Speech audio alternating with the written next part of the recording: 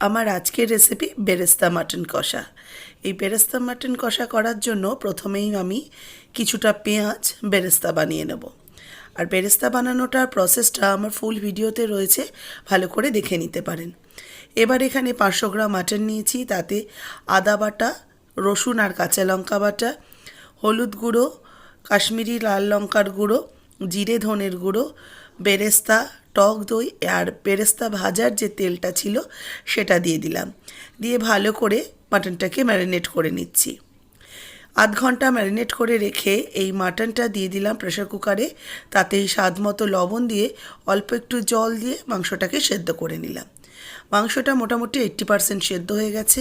এবার কড়াই আমি ঘি আর সর্ষের তেল গরম করে তাতে কাঁচা লঙ্কার গোটা গরম মশলা ফোড়ন দিয়ে, তারপরে একটু আদা রসুন বাটা, পেঁয়াজ বাটা দিয়ে ভালো করে একটু কষিয়ে নিয়ে তৈরি করে রাখা প্রেসার কুকারে মাটনের ঝোল সমেত মাংসটা অ্যাড করে দিলাম। এবার এটাকে অনবরত কষাতে হবে যতক্ষণ না সুন্দর একটা রং ছেড়ে আসছে আর তেলটা বেরিয়ে আসছে। তৈরি মাটন কষা।